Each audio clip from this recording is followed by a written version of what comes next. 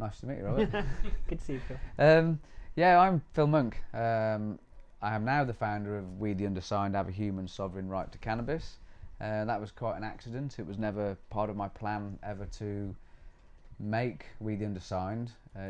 Quite an accidental occurrence. I'll explain how. You're interested in knowing how cannabis became important in my life, I suppose.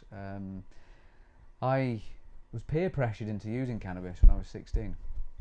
It was hash in them days, little soap bar and hash. You didn't have flowers, didn't have these lovely flowers.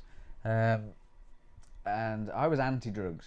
I was super fitness. I was on my mountain bike all the time, running up and down mountains and hammering my mountain bike before suspension. That'll be relevant in a minute. And a friend wanted to try cannabis, and he knew because of my brother and his affiliations that I would be able to get it.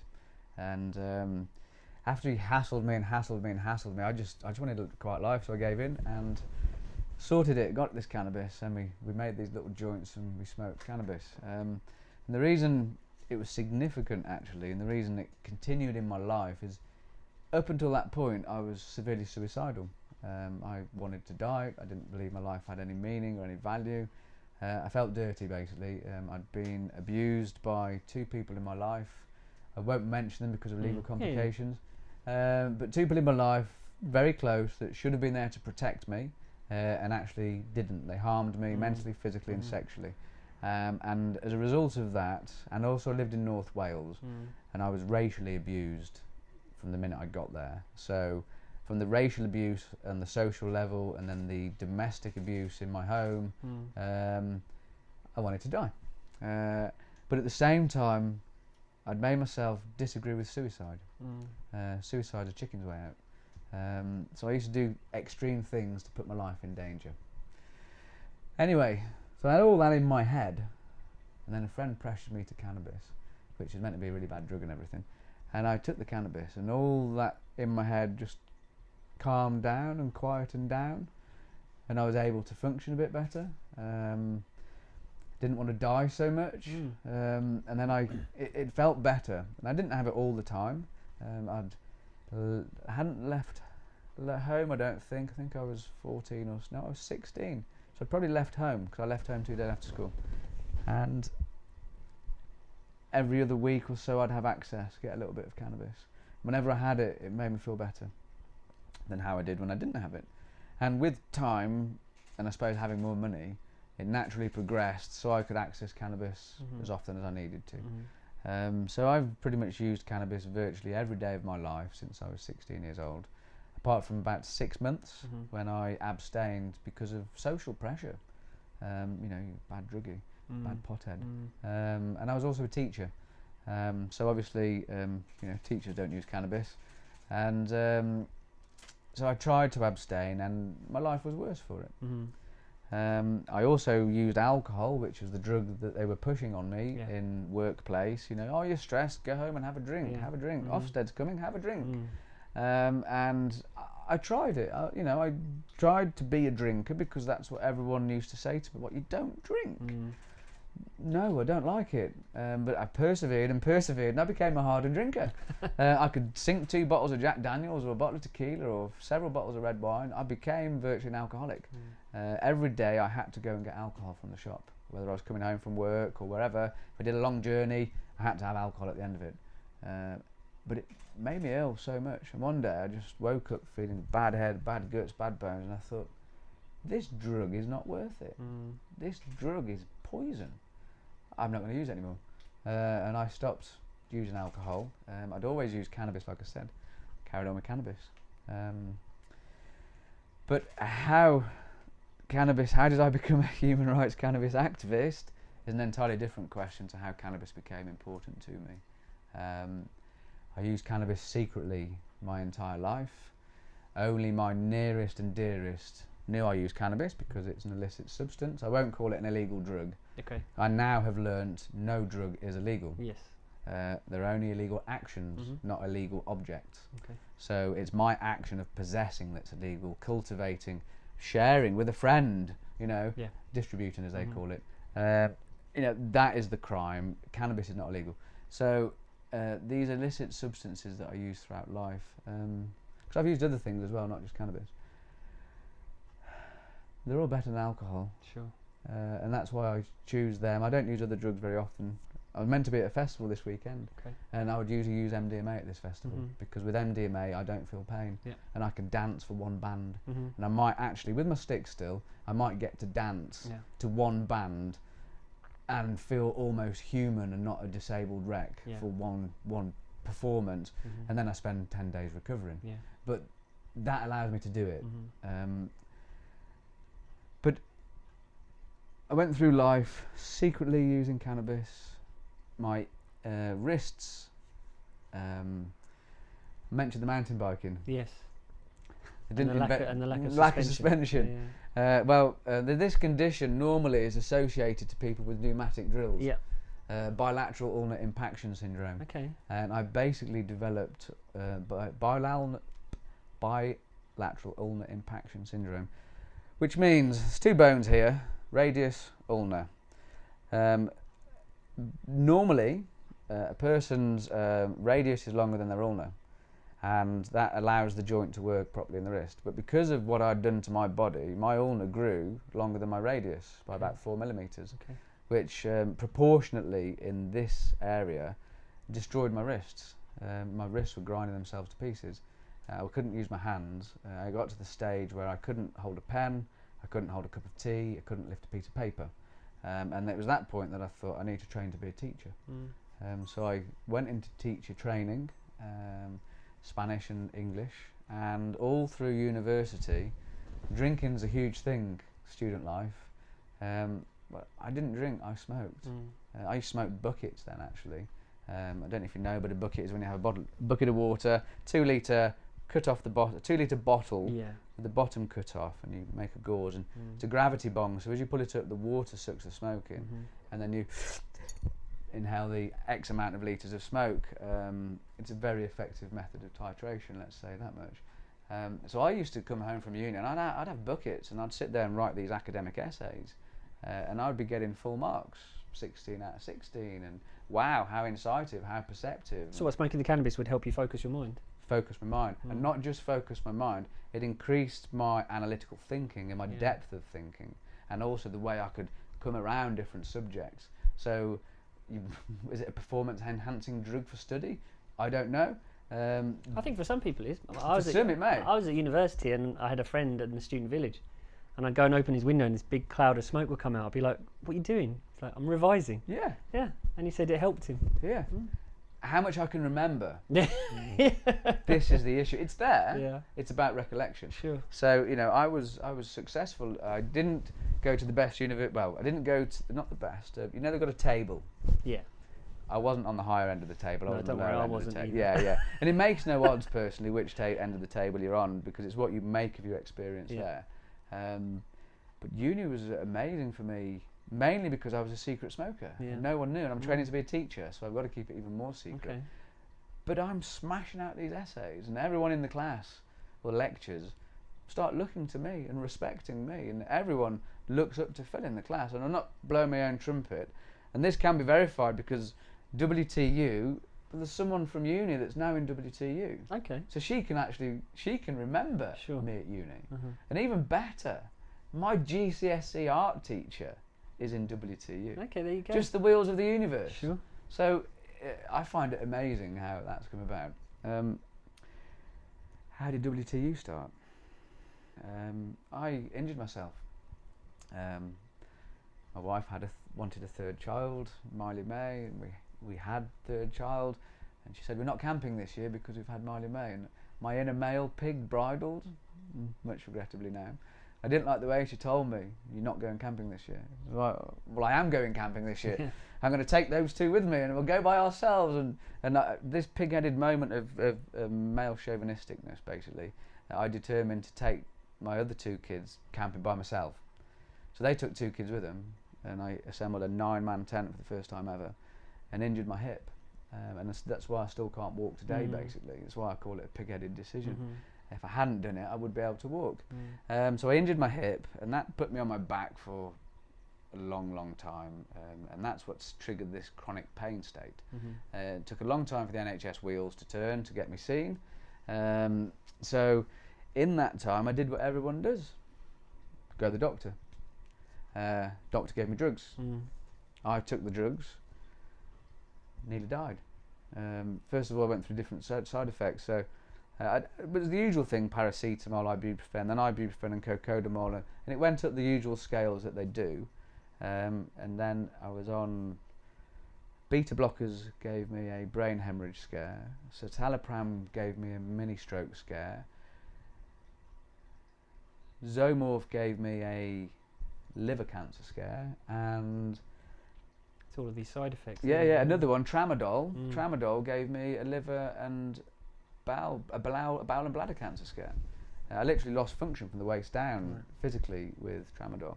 And while I'm in hospital, I've got to get hospitalised with these traumatic events. And I'm in hospital, not knowing if I'm going to die. The paramedic comes up, "Are you the one with the bleed on your brain?"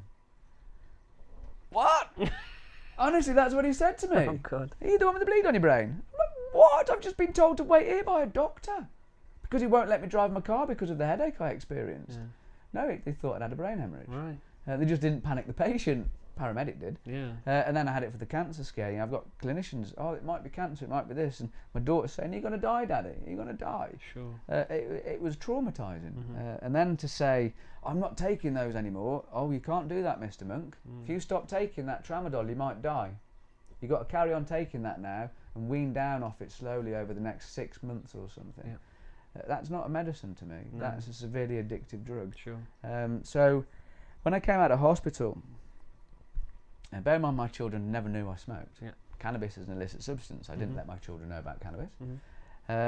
So come out of hospital, sat on the arm of the sofa, and I'm looking at my children, and they're grateful I'm home and not dead. I'm grateful I'm home and not dead. Sure.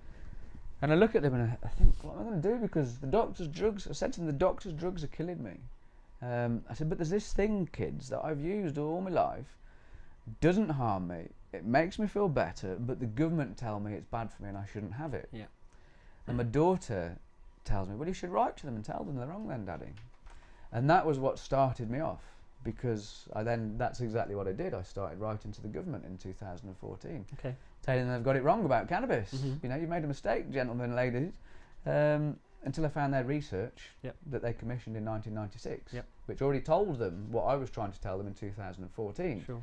So they already knew. They already knew. Well, it turns out not only did they know, but they'd also set the author of that piece, Philip Robson, to be the medical director of GW Pharmaceuticals, which we now know many politicians indirectly have got financial invested interest in. Sure.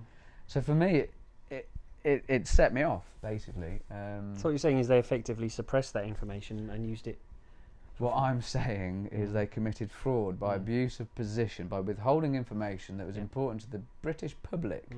And also to improve themselves financially, so for their own personal gain. That's what I believe they've done. Sure. Now, I wouldn't be able to pinpoint a particular, and I wouldn't want to. It's the law I want to focus on, actually, not trying to hold account any maybe less than honest or duplicitous parliamentarians. I don't want to try and get heads to a blame game isn't going to get us. No, exactly. It's not. But the law itself is clearly wrong. To quote the Right Honourable, and I don't use this word often before MPs, and I really, really don't, because very few of them deserve the title that they are bestowed. The Right Honourable Paul Flynn, I will quote him: "The law is an ass." Absolutely. You know, it causes more harm than it is supposed to be preventing, and it punishes people for not causing harm, which causes more harm. So when you started writing to the government then, is this around the time that the WTU started? Oh, absolutely not. Sorry, I have cramps. No, absolutely not. In 2014, I was just a sick and disabled person at home. I was a member of the I found out and joined the United Patients Alliance. I was also joined CLEAR, and I was also aware of, but didn't sign up to, the UK CSC model. So I was aware of those main groups, and I joined them and supported them and started singing from my soapbox, basically. I actually very, very naively I launched a cannabis campaign, not realising that it'd been going on my whole life. I've got people now in We the Undersigned, Rocky van der Benderscum, Alan Buffery, Winston Matthews. They're veterans. Yeah. I was described in an article 2 days ago by Medical Marijuana UK as a veteran campaigner. I'm a green stick. Yeah. I'm a newbie. Yeah. We've got people who have been doing this longer than I've been breathing to fight against this injustice. And again, if you look at the Wootton Report, 1968, they knew then it wasn't this terrible, dangerous, harmful drug. So to me, we need full expungements on cannabis crimes. Yep. And even for those supplying, because if it wasn't for those suppliers, I would have had no cannabis for all these years. Until I made the decision in 2014 that the best thing I could do for my health, well-being and happiness, which I believe I have a human right to achieve, in any way I feel fit, so long as I don't harm others, was to grow my own cannabis. So because at the time I was using cannabis recreationally, as they call it, it's a lifestyle choice for me. I didn't want alcohol, so I used cannabis.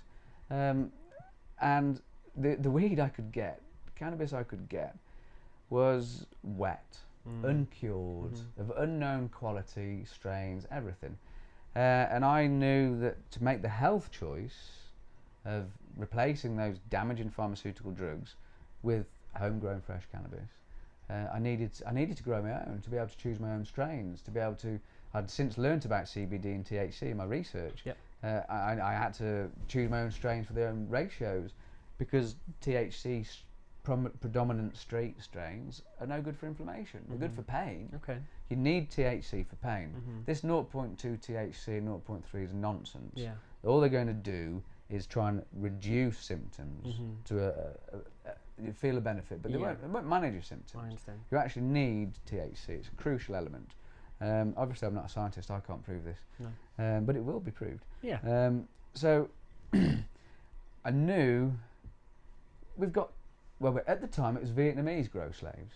Now I've read we've got Lithuanian gangs coming in and setting up people in domestic properties and having them as grow slaves. I can't fund that. I'm a decent human being. I understand. So morally, ethically and safely, the only way I can provide for myself is to grow my own. Yeah, because you'd be funding criminal enterprises. Well, if I pay my taxes, I'm funding a terrorist state, so that's an entirely different thing altogether. But I have no control over my taxes. I can control whether I support the illicit market or not. I don't like to call it the black market. That's racist. It's the an uncontrolled market. It's an uncontrolled market of controlled drugs. Go figure that one out. That's true. And they've got no controls whatsoever. We're begging them. And this is not just for cannabis. Every drug user that wants the end of prohibition is actually begging them for take control of the controlled drugs. Because so far they've got no control. No, I understand. So like with cannabis, we have crushed glass being put into it to make it heavier, or being dipped in broken fiberglass, or moulds and things, like heavy metals. And all we need is regulation. So was it difficult to start growing, or? YouTube. Okay. The things you can learn on YouTube. Oh, YouTube, man. What did I do? The first thing I did before I started growing, literally, before I put my seed in the soil, I wrote a letter to the then Prime Minister, which was David Cameron. I wrote to David Cameron, Nick Clegg, the leader of the opposition for Labour, what was his name? Miliband. I also wrote to Lynn Featherstone, the then Justice Minister, and Jeremy Hunt, the then Health Minister. Did you get any responses? Oh, they all replied to me. I mean, I told Jeremy Hunt, I gave him the figures. If you start growing cannabis from the NHS, you will you'll plug the NHS hole. So it saved taxpayers money? No, not just that. It would fund it. They reckon it's £9 billion for the illicit tax market in 2014. Well, that was what the gap in the NHS funding was £9 billion. So literally, if you just actually took responsibility and a pragmatic response to adult consumption, and then they grew it safely and allowed it, there's your medical use, there's your adult use. Don't tax your medical, obviously, but tax your pleasure use, fair enough, alcohol was taxed. The revenues from that would fund the NHS. We wouldn't have an NHS problem, but they want an NHS problem, so that's why they're doing it. But he wrote back to me, and he wasn't very impressed with my suggestion, same as Lynn Featherstone. I wrote to the Department for the Licensing of the Domestic Cultivation of Cannabis. I'd written to them and I'd listed all my human rights, all my health conditions, and I told them exactly why I was growing my own cannabis. And they wrote back like all the others and threatened me with 14 years in prison. Yeah. Now, I'd studied the sentencing guidelines. I knew I didn't fit the criteria for 14 years in prison. They were just bullying me and terrorising me. It's a scare tactic. It's a scare tactic. Yeah. You will do as we say or we're going to threaten you. Well, I've nearly died 4 times. I'm more scared of prescription than prosecution. Yeah, I understand. Literally more scared of it. So I wrote back and said, I'm sorry, I will continue growing my own cannabis. You've got my address, you know what I'm doing. Yep. I'm doing no harm, I'm going to carry on. Sure. Which I have, non-stop. But I risk eviction. I could lose my home, Of course, I could lose my family. You're taking on a lot of risk, Phil. I said that to you. Yeah. So what else can you do for the righteous thing? Sure. Like when I was teaching, I'd have 2 or 3 joints a day, at the most. I'd stop smoking at 10, 11 o'clock at night, so I knew I'd have a clear head for the following morning. Whereas now I'm using cannabis every hour now, virtually hourly, because I'm fighting pain constantly. So it's actually changed my relationship completely. But here's the beauty of it. I function exactly the same all the time. I'm never impaired for my level of usage. Never. Well, we've met several times, Phil, and I've never suspected I passed my anything advanced driving test after 2 bongs and 2 buckets. Not 2 bongs and 2 joints. I had to know in myself I'm still safe. Yeah. Now, if I had a pharmaceutical drug, it just says you must decide if you're impaired. It's an offence to drive if you're impaired. Yeah. Whereas cannabis is just an offence full stop, impaired or not. Well, that's nonsense. Where's the harm reduction in that? It's not about making the roads safer. That's about bolstering prohibition. Yeah. And if you look at the 0.2% and you actually look at the research by Monash University in Australia, it's not even set at impairment. No. So it's nothing to do with safety or impairment. So I determined the only moral and right thing to do was to pass my advanced driving test whilst using my preferred herbal health remedy to manage my pain. I had to do it over 4 years because I've had these arms chopped in half and shortened because of that extra 4 millimetres. They've actually, you can just see a scar now. I can see the scar. I can see one here. They did it over 4 years, cut me open, cut out a 4 mm disc, plate it back together. So it took 4 years to finish my driving course. And on the day, I'd intended to video it as evidence if ever I'm pulled over, to video me taking my medication and then off to do the test, but the camera didn't work. So my wife and son can testify I had 2 bongs and 2 joints in the hour before I left. Oh, I don't doubt that. I then left, I sat with the next police driving instructor and I got a first. Yeah. Well, look, I mean, my background is criminal defence, so I've dealt with drug driving cases. I might need your defence by the end of this video. Well, hopefully not. Well, I've already said I'm prepared to be a case. Yeah, no, I understand. Test case. Well, that's what it takes. Hopefully it won't come to that, but no, I think your dedication to the cause is plain for everyone to see. It's about freedom. But yeah, I used to deal with drug driving cases, and the law is just a real mess in that area. But anyway, my daughter was first educated by the Government Education Service that cannabis is the most addictive drug. It can kill you the first time you take it and cause cancer. It alleviates cancer. It's not addictive, and it can't kill you the first time you take it. I don't think there's a known lethal dose, is there? Well, it is. It's about 15 kilos in 15 minutes. Okay. But that was done on flowers, not concentrates. So we need to redo that test with concentrate. Yeah. And it was done from mice anyway. Lethal dose ratio with mice, and it's 15 kilos in 15 minutes. So with that information that your daughter was given, that's 0 for 3 then. Yeah, 0 for 3. And that she gave me that information 2 weeks before I was hospitalised by pharmacy drugs. Okay. Then I came out and said to my daughter, the thing that helps me is cannabis. And she's like, because of what the school's just told her. And when she told me that, and she didn't know I used cannabis when she told me that, and I can't tell her, well, that's a complete load of lies. Yeah. Because she doesn't know I use cannabis, and she can't know because she might tell school, blah blah blah. But then when I actually sat there and told them it was cannabis that helps me, and my daughter said, you've got to write the government and tell them the truth. We've had social services on our family and all sorts. We've had people report us. Social services phoned me up one day and said, oh, I've had reports that you smoke cannabis around your children. I said, that's absolutely preposterous. I don't smoke cannabis around my children. I smoke it in the garden away from my children. What responsible parent smokes around their children? Whether it be cannabis or anything else. Well, exactly. Whatever substance it is, whatever, it doesn't matter. But the social services aren't intervening about people smoking cigarettes. You smoke tobacco. Yeah. Well, it's getting a bit better for kids now. But at the time, no problem. It's legal. Yeah. No, it's not. It's legal to possess. It's legal to buy. It's Yeah. legal to produce. Legal to distribute. It's not illegal. It's just a thing. So the injustice of it just gets me. The hypocrisy. And this is what changed it for me. I kept it a secret from my kids, right? Because I don't think any adult should introduce any drug to children. Sugar, caffeine, tobacco, alcohol should not be introduced to children at all. You give a 3-month-year or a 6-month or 12-month sugar, they're going to have a sugar addiction for the rest of their flaming life. So that's my belief. That's their drugs, and they don't think of them as drugs. So my belief is children should be protected from all drugs, which is why my kids didn't know anything about my cannabis smoking. They knew about tobacco because it's not illegal. So they would see us make tobacco, what they thought was a cigarette. We always shield it from them so they couldn't ever see what we were doing. But then, that was our older children, but then, as I say, we've got a younger child now.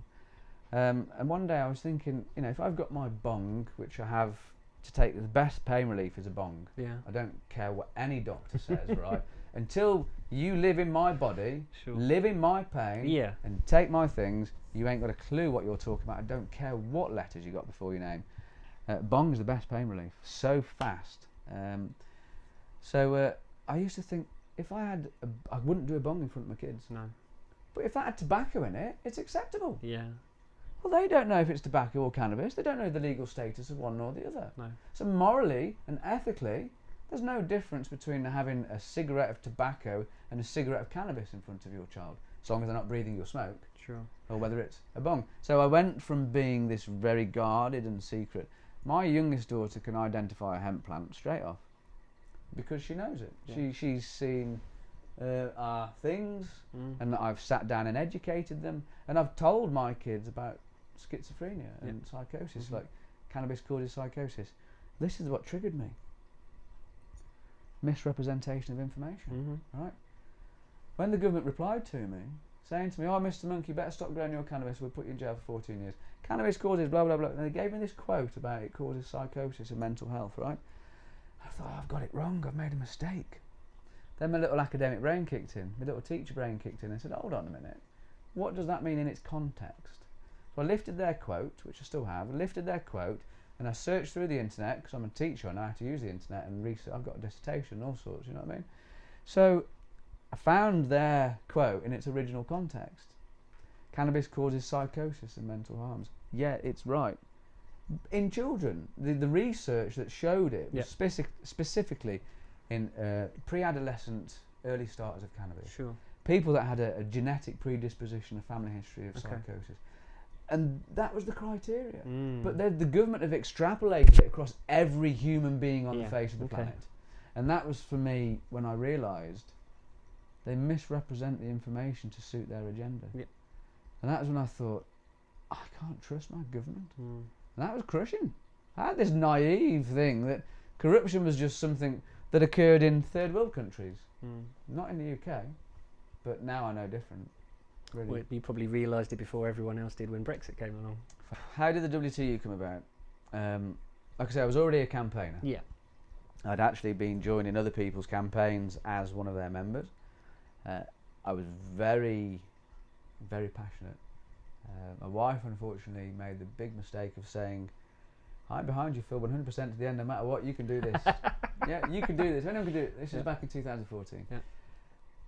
I forgot my family existed. Yeah. I was academic research. I was finding research like an addict for cannabis research and sharing it everywhere. Bang, bang, bang. Really getting information out to people. And basically my wife left me in the end. Wow. After 2 years of it. Like, I've had enough, I'm going. So I stopped campaigning to save my marriage. Yeah. And I withdrew from the campaign completely for about 18 months or so. And thankfully... She was feeling neglected. Rightly so. But also she was unwell. 2 slip discs. Right. Lots of surgery, lots of pharmaceutical drugs. Sure. I'd been through lots of ill health, lots of pharmaceutical drugs. Yeah. That causes problems. Of course. But anyway, long story short, we reunited and now she's my strongest supporter. Yeah. And that's thanks to Jeff Ditchfield's video project, Storm. Okay. If you hadn't watched that, there would be no WTU. Right. Because I had to be a silent campaigner. That was the condition of the rebuilding of our marriage. You could do it because I had to do it for me. She's not going to deny me that. but silently, not in the house. Yeah. Don't talk about it in the house. Okay. And I didn't. Did she mind us being here today? Well, as you saw, she welcomed you. Yeah, No, not now. she was very welcoming, actually. That's good. What happened was, United Patients Alliance organised their second rally. They did one on October the 10th in 2017 for the first reading of Paul Flill's bill.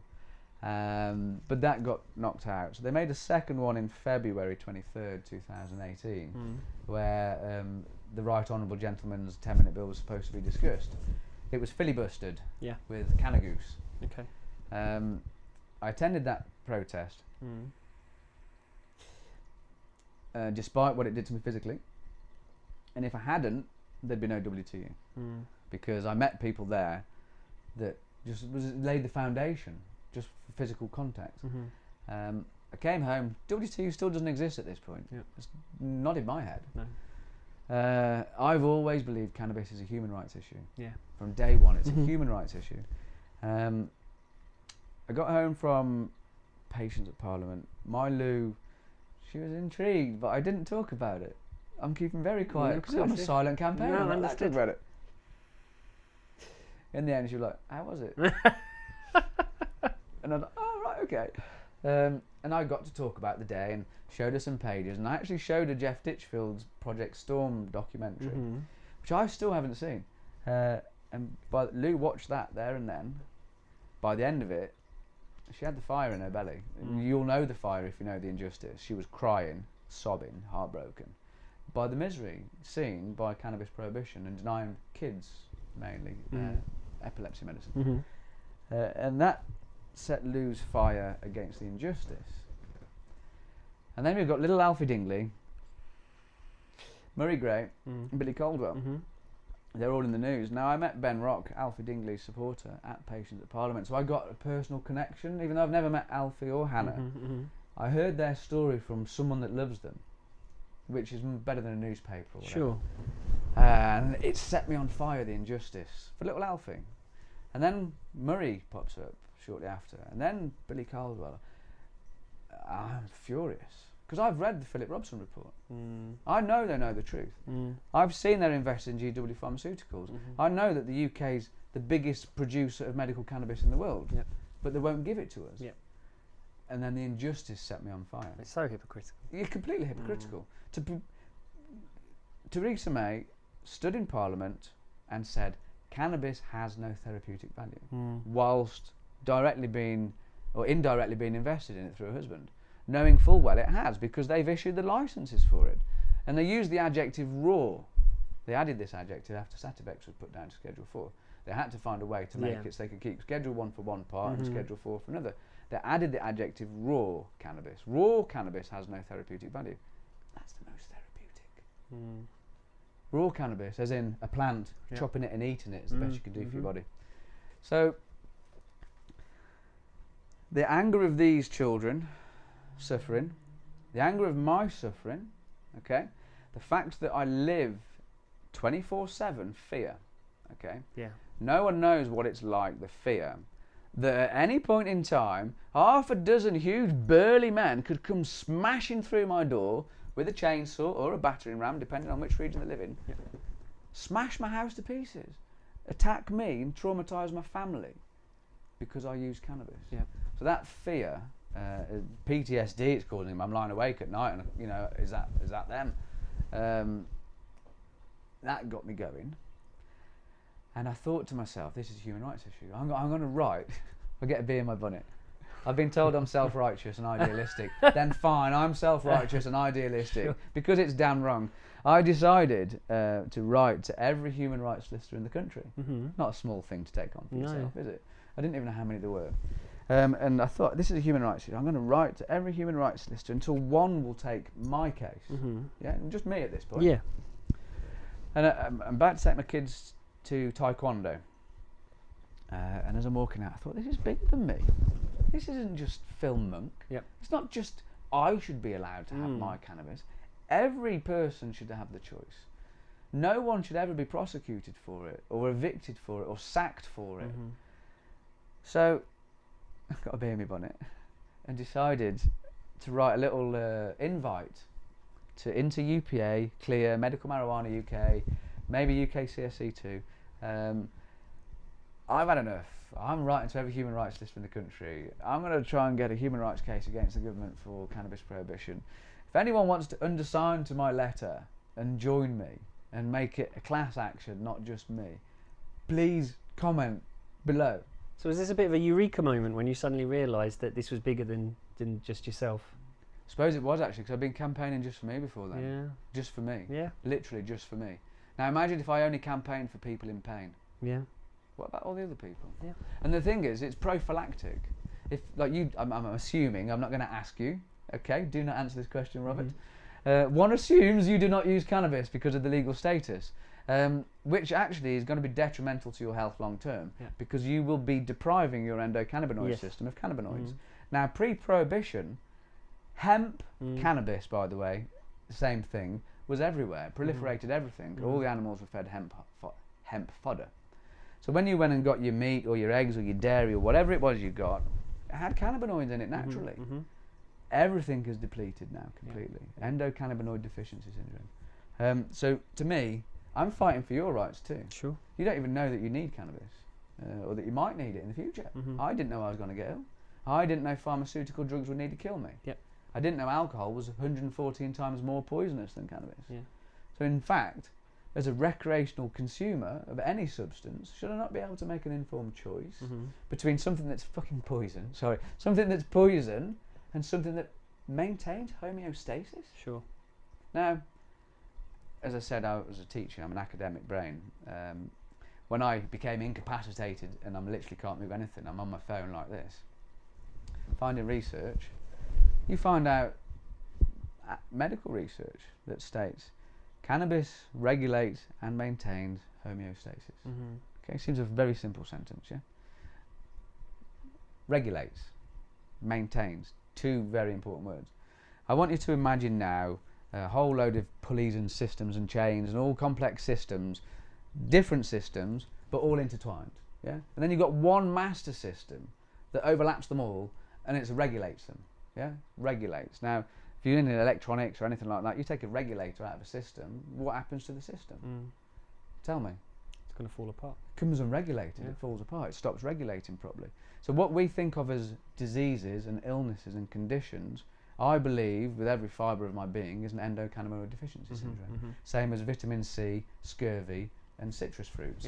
An orange is not medicine. No. You get no vitamin C in your body, it's suddenly very medicinal. Absolutely. And that's what cannabis is to me. So cannabis to me is food. Okay. Then it's a safer recreational drug. It's nutrition. It's nutrition. Before anything, it's nutrition. Let me grow what I need for myself so I can eat it. Yeah. And that's again plant numbers. I can grow as many cauliflower as I want. Yeah. So why can't I grow as much cannabis as I want? Yeah. I can brew as much booze as I want. Yeah. Give it away as much as I want. Why can't I do the same with cannabis? Yeah. Which is what I fight for, actually. Not to give away, because I can't get enough for myself. No, of course. We, the undersigned, have a human sovereign right to cannabis. Because I invited people to undersign to my letter, to every human rights list in the country, I had hundreds respond in a couple of hours. Yeah. I mean, literally, I can't access my phone for responses. So I thought, I need to make a group now. Yeah. Oh, I've got to make a group for all these people. What do I do? So I started, I made a group, and I'm thinking, I need a I've never made a Facebook group before in my life. Okay. I didn't use Facebook before becoming an activist. I'm starting to make a group. I thought, well, what do I call it? Well, I've asked them to undersign to my letter. So we, the undersigned. Yeah. And what am I saying? Well, we've got a human sovereign right to cannabis. Sure. So we, the undersigned, have a human sovereign right to cannabis. There you go. To me, it's what it's Ronseal. It's what it says on the tin. Yeah. In hindsight, it's a stupidly long title. In a nutshell, as you can tell, I have a difficulty with brevity. Because I always remember the "we the undersigned" bit, and then the rest.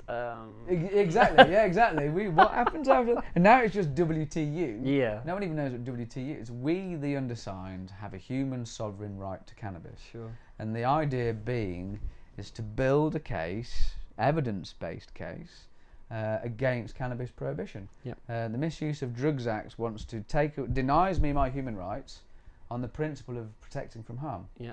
Now, as I understand it, the Human Rights Act, little caveats of law, we have qualified rights, freedom of consciousness, freedom of beliefs and practices. They're qualified rights, and the law can step on them, if you like, remove them, to protect the individual, the community, society, and the state from harm. Now, the only people being harmed right now is Theresa May's investments. Sure. Now, can I ask, did you get much of a response from these human rights lawyers that you wrote to? Yes, because I wrote to loads. I was in this for 18 months before I found you. Yeah. Just under, just about 12 months. Okay. Even. It will have been 12 months. March 18th we started, 2018 I think it was, and I found you just before April 20th. Yeah. I must have written to 50 or 60 different solicitors, possibly, firms, and that's phone calls, logs, whatever else. The same email you received. Yep. So it's exactly the same thing was sent to everyone, which, not sure, I know, but evidenced. And they virtually all wrote back, some saying we haven't got the capacity, some saying we only do criminal defences, we don't do this type of litigation. Sure. This is what was said, too political. Yeah. Right? That's the first thing. Too political. I emphasise that again. Strange response. Too political. Yeah. Law should not be political. No. Too political, too expensive, which your first question was how are you going to pay for it? Yeah. So too political, too expensive, and too time consuming. And that was your second one. It will take a long time. Yeah. And as I said to you, Rocky van der Benderscum. Yeah. He's been doing this longer than I have been breathing. Prohibition has been going on 1928, 1908 even. Yep. We've got nothing but time to fight these corrupt, oppressive regimes that want to deny our freedom. Yeah. So to me, time doesn't feature into it. No. The money aspect, 5 million estimated cannabis consumers in the UK. Yeah. For adult purposes. Sure. Let's not divide into your purposes. No. Adult consumers, you either consume or you don't consume. So 5 million of us. If we could connect to them and just get £1 off each of them, we could afford legal action all day long against the government. Yeah, so when I received your email... Oh yeah, what's your side of it, yeah? Well, I'll be perfectly honest. Tell me. It's a very long email. Yeah. It's about 38 long paragraphs. Yeah. And I'll be perfectly honest, Phil. I didn't read it all straight away. No, don't blame you. I think I was at home with I sat on the couch with my girlfriend. I had my laptop out, and I was like, "You have to see this," and she loved it. She loves the WTU now. Really? Yeah. Excellent. She always wants to ask me what Get her in the group. She should join. Yeah. So I didn't know what to make of it. I'll be honest with you when I first received it, but I think you had your name and your number at the end, and I thought, well, I'll do the polite thing. And in 24 hours. Yeah, I'll give you a call. Yeah. I think we spoke on the phone, didn't we? Yeah, we did, yeah. And I think it was immediately... On a Sunday, if I recall correctly, as well. I think we spoke on the phone. And that's what impressed me. I think we spoke on the phone, and that's when I started to realise very quickly that, this wasn't something fanciful. There was actually some substance to this. And the only, I wasn't the first thing saying how you're going to pay for it. I think the issue for Mackerel Turner Garrett is we're not the biggest firm in the world. We're sort of small to mid-size. We do very well, but we don't have endless resources like some of the really big firms. So whilst we're always happy to help out and do some pro bono work where we can, we just don't have the resources to be able to commit long term to that sort of thing. So that was obviously an issue. I understood it's a valid question. How are you going to pay for it? If I could do it for free, I would. But my boss is not going. He has his limits. All the compassionate cannabis clubs giving or sending cannabis out, they can't do it for free. Yeah, no, absolutely. Nothing can be done for free. So you know what? I was really glad that I had that phone call with you, because you're very persuasive. That's good.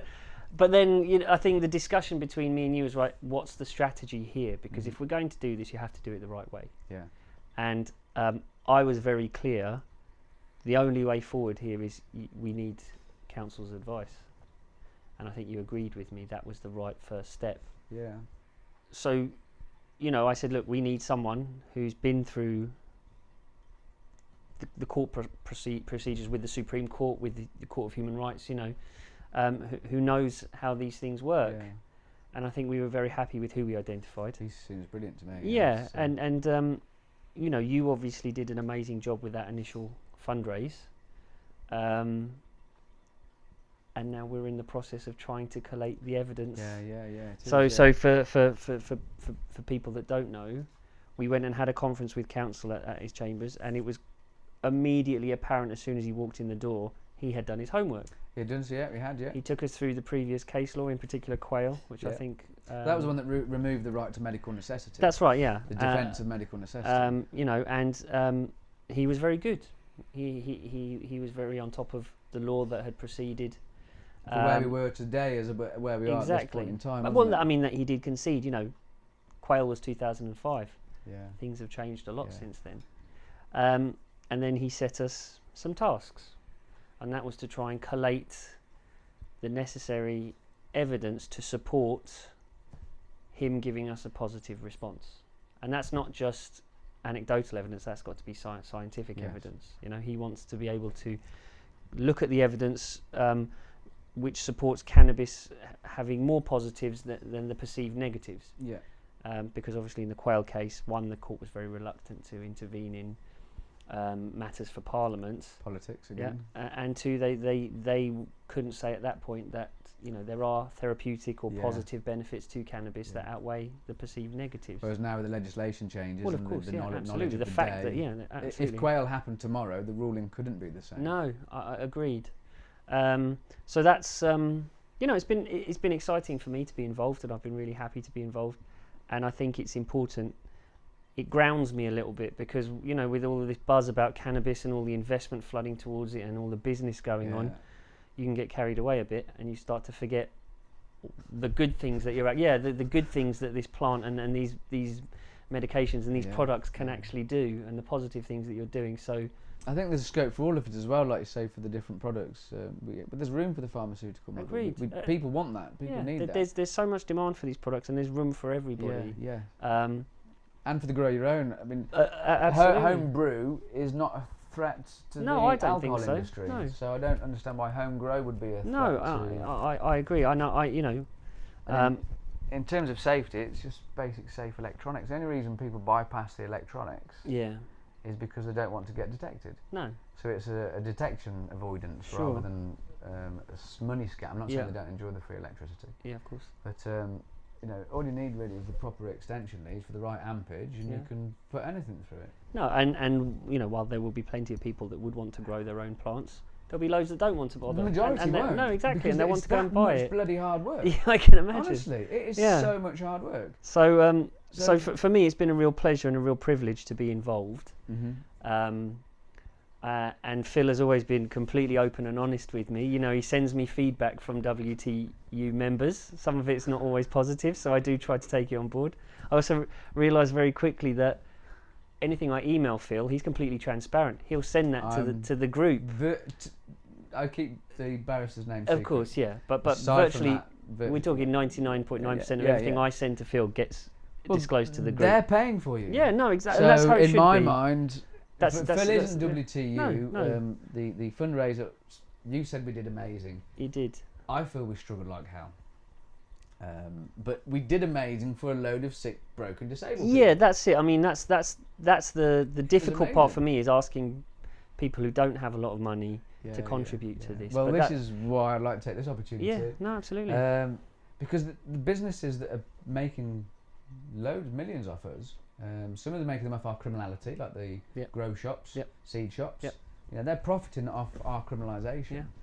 Please support WTU. Absolutely. Because we need a PR campaign. Yeah. We need to be able to hold proper conferences. Yep. We need to be able to mount legal fees. Yeah, well, look, and so far it literally is. I have monthly donations of people that put a little bit in the merchandise fund. We've got two funds. Yeah. One is for T-shirts and stuff like this that we literally make and give away. I would love one of these T-shirts. Great, you can all have one before you go. I'll pay for it as well. Well, nothing's charged. Yeah. If you want to donate, that would be great. Yeah, because of course. with no donations, it will stop. Yeah. So literally, it's all donation basis. Yeah. So, you know, I'm very aware of that, and I think your transparency and your you know, the way you've structured it is very honourable. You know, let's fund within the WTU for this initial part. Yeah.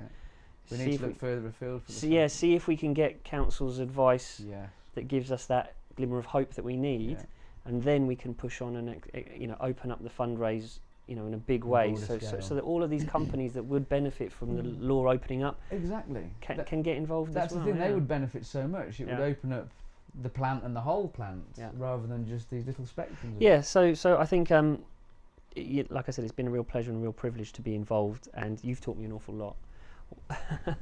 What I'll also say, the really important point is, this isn't just about access to medicines. Phil has made it very clear there are a number of reasons why members of the WTU use cannabis. It's not just about allowing, you know. I'll have statistical evidence. I'm looking forward to reading the results of your survey. But yeah, you know, there's spiritual reasons, creative reasons, religious reasons. You know, there's a number of reasons why people in general. Tantra was the most interesting. It was added by a member recently. Okay, interesting. We had meditate. I was always nutritional, therapeutic, which is the same as medical.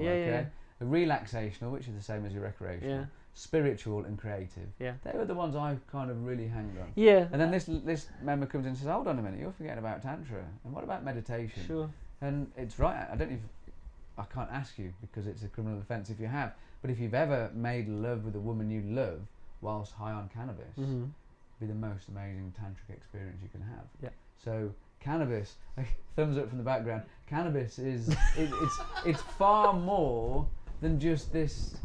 Getting high and getting stoned. Yeah, they've literally narrowed everyone's scope to this. Yeah, and you're missing this. Yeah, sure. For the potential. So this is the one part, and it's not even anything big, but this is the one issue where you and I butt heads, isn't it? Because I'm always giving it that legal analysis. Right, what's going to have the most impact in court in front of a judge? Of course, and just from a practical point of view, if I start talking about tantra, we have a human right. Yeah, I understand that, but no, agreed. But that's where I'm always thinking from a practical point of view. You know what it's like. I know what's good. Yeah, I want to make an argument that's going to win. Yeah. Phil is like, yeah, but we're acting for the whole of the WTU, and all of these uses are valid, and they cannot be left behind. So, you know, we're working hard on that. And that was what every other law firm said to me. Actually, we'll help you with the narrow medical. Yeah, we'll win that. Yeah, that's almost a guarantee. Yeah. That's literally what they're saying. Yeah. And I refused so many solicitors. Yeah, no, I won't be drawn down this narrow medical. You've got to be sick and dying to qualify for cannabis. It's a ridiculous thing. No, I understand. Prophylactic use. Yeah.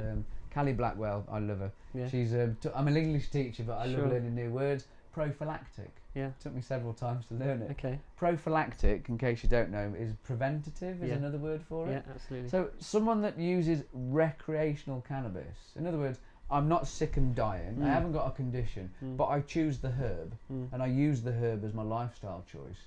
They are preventing ill health. It's prophylactic health choice. So they're actually preventing further health deterioration down the line by using cannabis now. Sure. And if it's non-combusted, health-wise, it's great. Yeah. And look, it's from my perspective, we've been fully supportive of the cannabis sector and the cannabis industry. I can spend all of these, days in conferences with men in suits, but I'll come and speak to you, Phil, and I'll learn more in that half an hour than I would in a whole week of talking to these guys. I wish I had their wages. Yeah. Well, look, it's not fair, but life isn't fair. No, that's why I do what I do. Because it isn't fair. That's why I'm doing it. Phil sets me homework sometimes. Get homework, Robert. This is what I want you to look up, and I want you to find out and come back to me with the answer. Pure chance. Obviously, I've now got WTU. When I wrote to you, I think I had 3,200 members, if I remember rightly. So I'm obviously, as you've mentioned, the transparency. Before I even had a solicitor for WTU, I've always been transparent. When I wrote to the Queen, it's in the WTU. When I wrote to the Chief Justice Minister of the UK, it's in the WTU. So everything is transparent. We had a solicitor interested, and I've been updating the group all the time. But someone shared into the group an article from the Telegraph or something that you were in. And just said, "Hey Phil, have you written to these guys yet?" That's literally all they wrote. And it was your photo, new cannabis law firm launch or something along those lines. And I wrote back, "No, but I will do now," which is literally, I read the article, got a bit about yourself, and then went and sent the email directly to you immediately. When Robert replied, I'm sure it was 10 o'clock at night on a Sunday. I'm Yeah, sure. I was on my I remember. And that's what what impressed me actually. I'm not a 9 to 5 Monday to Friday man or person. Sorry, I'm sexist when I say things like that. I was ecstatic and over the moon. I was bouncing off the walls with joy. It was like, yes, we've got one. I would have made a live feed almost immediately, if not the very next day, saying the solicitors got back to me, phoned me within 24 hours, late at night, and had a good chat. I mentioned that one of the first questions is how will you fund it, because it's a valid question. How will you fund this? So for me it's great. Finally we found one with some balls. Yeah. Literally, literally. Well, you know what? The cannabis is very new, and it does have a stigma attached to it. We all know that's wrong, but it is a fact of life. So setting up a cannabis law department, you have to have some balls about it, and that's what we've done, and it's been great. So yeah, I'm glad I took your email and responded, because it would have been easy to ignore. Many did. Yeah, and I'm very glad I didn't go down that route. Much appreciated. So what we're trying to do is establish a case whereby we can make what's called a declaration of incompatibility. So you effectively submit to the government this law that is prohibiting people from accessing cannabis is incompatible with human rights. Okay, so there was a case in South Africa last year where the constitutional courts overruled the government prohibition on cannabis on the basis of it restricted the right to private life. Yes, the same in Mexico 2015. Absolutely. So this has been done in other countries. Our mechanisms are different, though, aren't they are. Well, yeah, absolutely. The legal systems are different. That's right. Which I didn't know when I started. No, of course, absolutely. So that's we can't say we just want to do what they did in South Africa, but we want to get to a position where we can challenge the government on its current legislation and say this isn't compatible with the Human Rights Act. This is a breach of human rights here. If we can get to a point where council says, okay, we've got grounds, we make the declaration of incompatibility, the government has an opportunity to respond. If our declaration is correct, they will have to change the law. If they fight back, which I fully expect them to do, that means we have to go to court and we have to ask a judge or a group of judges to intervene and consider the arguments on both sides and make a decision. That could be in the UK courts, in the High Court, in the Supreme Court, maybe even in the European Court of Justice. So yeah, potentially it could be a very long and expensive process. How much that will cost, I don't know. But Phil and the WTU and all of the other people and businesses involved in the cannabis sector need to know there's strength in numbers. Phil made that decision. You can't do this by yourself. Do you want to know what made me make that decision? Yeah. First letter back from the government. Yeah. They said to me they had to put the needs of the many above the needs of the few. There you go. And then I said to myself, I've got to make myself the many. Yeah. Literally. You know what? It'd be great if we could throw that phrase back in their face one day. Wouldn't that be? Yeah, absolutely. And become the many. Yeah. And that's what it is. There is strength in numbers, and there are so many people out there that use this plant and for so many positive reasons. Hopefully, if council does advise positively, the fundraising can be opened up and we'll get to where we need to be. But it's very difficult to talk about figures. Well, I paused the fundraising once we had adequate funds to get to the first stage. And that was the right thing to do. Yeah, absolutely. because like I say, mainly people of low means that have funded it. Yeah. We do have a few small businesses supporting us as well. That's great. They are small businesses. Yeah, well look, I've had clients contact me as well and say, look, whenever you're ready, let us know because we'd like to fund it as well. Oh, that's good to know. Yeah, I think one of the responses from the WTU as well, they would bloody say that because they'll make loads of money off. Well, but it's right though. But it's good. You've got to have this feedback. This is the WTU contributing their money. It's important that they have their say about it. So yeah.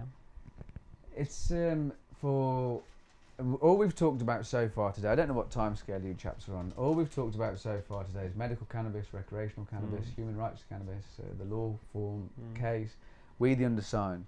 One thing none of us have talked about really is the importance of cannabis for the next sustainable, environmentally friendly resource. Yeah.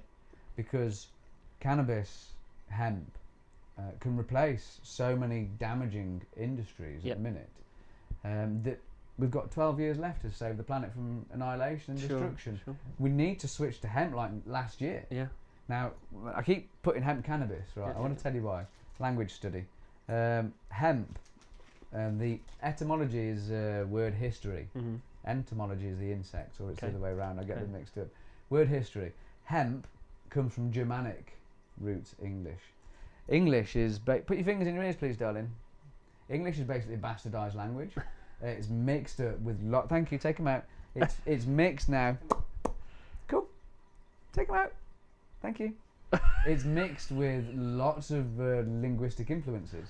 Obviously got the native people in the country to begin with, but then you had the Germanic influence come over, and then you've also got the Latin influence, Sure. not to mention Greek influence, plus you've got the original people that lived here, the Welsh and the Scots. So hemp is actually Germanic English, and cannabis is Greek for hemp, and sativa is Latin for cultivated. So hemp and cannabis literally is the same thing. So whenever we talk about hemp and cannabis, the government are doing that because cannabis is so taboo. You mention the C word and people go, literally I've had it happen to me, because it's more palatable to talk about hemp. Now I know we've got this arbitrary invented category of 0.2% and we can call it hemp. But all hemp is low THC cannabis. And cannabis is just high THC hemp. Sure. One's for industrial purposes and one's for other purposes. But we need to switch to that as the next resource for paper, materials for replace cotton, bricks, concrete. We actually had this conversation yesterday. Did you? I don't need to repeat it. Well, no, I told you we had Rebecca from the British Hemp Association. We had the lady Ali from Hempen. We had Jamie Bartley, and you sat there and listened to them for 20 minutes. The positives of hemp and all the things it can do, it just blows your mind that they've ever prohibited this. Well, when you look at why they prohibited it, Anslinger. It was because the threat to those industries that they were invested in. Yeah. Well, look, something I said yesterday was because Hempen had their license revoked. You can't take that sort of thing sitting down. You have to take the fight to the Home Office and to the government, and that's exactly what you're doing with the WTU. And to me, Hempen and the Mushroom Head Shop, their customer base, they want to carry them there. Absolutely. It's the customer base should be taking the cause. Agreed. Not the business. No, that's right. Like Mushroom Head Shop, prosecuted for selling CBD hemp flowers, which is, I know, technically against the law. But obviously the people want that. And because they thought it was legal, they obviously want to remain lawful in their action. Now they're denied that. Where are they going to go? Where will they go for their flowers? And so they had a safe stream of flowers that were from a extract source. Now they're all going to go back to the uncontrolled market. And now their health will be at more risk. Which is why I really wish that the customer base of Mushroom Head Shop, they should have been not kicking the doors down, but they should be kicking the doors down for them and saying, hold on a minute, we want our hemp flowers. Absolutely. Not saying, oh, quick, it's illegal, let's go and hide in the showers. Shadows. The people need to step up. Agreed. I think that's very true, I get a bit passionate, sorry. No, that's what we need. You are so knowledgeable of this sector. Like, what would you say to those people? Don't believe a word the government that tells you. Simply that. They've lied through their teeth about cannabis, literally, and then made money hand over fist on the back of their lies. So anything you hear from the government or even most newspapers, don't believe it, because it at the minute it's designed to maintain fear. They want to keep fear in the public mind. Medical cannabis is safe. Street cannabis is bad. Well, hold on. Before 2018, when they suddenly invented medical cannabis, we've all been using street cannabis. All these medical users have been using street cannabis. So it's a false paradigm, it's a false narrative. First thing is, don't trust your government. The second thing is, don't think of it as a drug. Don't think of it as a dangerous drug. Think of it as a herb. Think of it as a nutritious herb that in certain strains, when dried, can be used as a safer recreational drug, or a spiritual guide, a creativity enhancer. For someone that has never ever experienced cannabis, Well, if they've experienced alcohol, I would say to them, stop drinking and start smoking. Or start consuming, vaping, eating edibles, whatever. Because alcohol deadens the brain and shuts down the consciousness. Whereas cannabis elevates the consciousness, as that lady's, I can't forget her name already. Anna Waldstein talks about elevating the consciousness with cannabis. So I would say don't be scared of cannabis. Treat it with respect. And final word, go in low and slow. Always go in low and slow. From a lawyer's perspective, it's about evidence-based drug policy. So, people like your parents, like my parents, the things that they throw at you is, cannabis causes psychosis. We spoke about this. I mean, cannabis is a gateway drug. I can give you all the research against that. And I think it's, well, what's your evidence for that? Where have you got this from? It's things that our parents will parrot, but they've never read any studies. They've got no evidence to support what they're saying. They've just been conditioned, as Phil said. So I think, and the worst is they haven't seen the evidence contrary. Exactly. So they won't have seen Harvard clearing the smoke. Yeah. And that's the evidence, the research that looks at cannabis psychosis and schizophrenia. Yeah. And they figured out they use the word stop. I'm going to put it in the way it is. You have to destroy the lives of 3,999 people with criminalisation to prevent one person from having a temporary transient schizophrenic episode. And there's even bigger numbers. Sure. 4,000 people you've got to destroy their lives to stop them using cannabis, to protect one person from having a potential maybe transient attack. The numbers don't add up. But again, if the law is about preventing harm, this law is causing harm. Yeah, absolutely. Agreed. Well, hopefully we can do something about it. I hope so, Robert. I really, really And hope thank you so. for letting us come to your home. No, don't thank me. You've saved me so much pain.